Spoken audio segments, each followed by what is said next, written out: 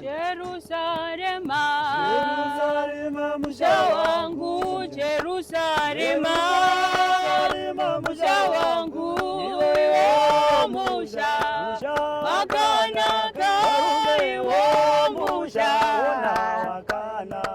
akashanda,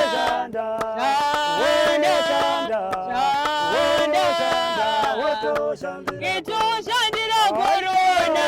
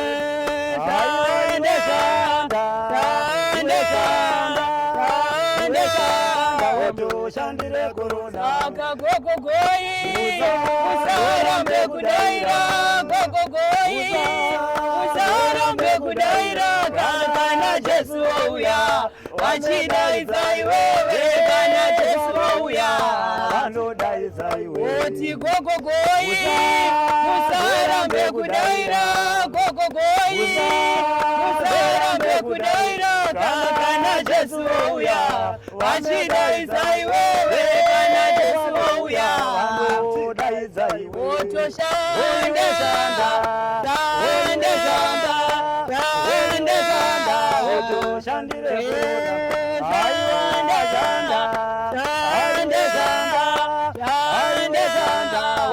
shandire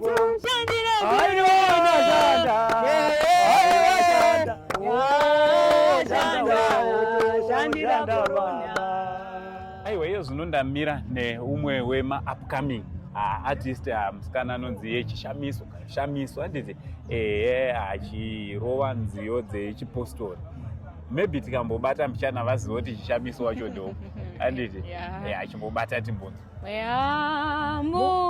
mutsvene wako Mwari zvinogara muno imba yako buruka iwo zvino nesimba uya mweya mutsvene. Aiwa tinotenda ndofunga mabva maziva ashamiso shamiso umwe wevaimbi upcoming artist muchipostore auya kuzochema mukoma Tatenda Pages nematambudziko amukoma Tatenda Pages aishaonekwa handiti kurasikirwa nevaimbi vakadai vakuru kudai zvinorevewo kwamuri imimi upcoming makanga muchitarisira kuti ndo vatichange tichidzidza kubva kwavari? Zvinorwadza zvakanyanyisa because ndo vanhu vatinenge tichitotarisirawo kwavari kuti vachatiwokamawo muindustry vachatidzidzisawo 1 or 2 things vachatiudzawo mafambiro avakaita so that isusu upcoming tive neguideline but kana zvakadai so zvinorwadza zvisingaiti. Muchionawo music yavo makanga muchiiteerera makanga muchivaziva muchiona contribution yavakaisa muindustry inorevei to the industry as a whole? Contribution yavakaita it was very good because munhu akauya neunique style yake it was very soft and iri listenable haungamborare uchinzwa zvazviri basa ravaita it was a great job. Yes. Alright. Mungadawo kutiwo kudi kune vanotsigira mumhanzi zvakanyanya?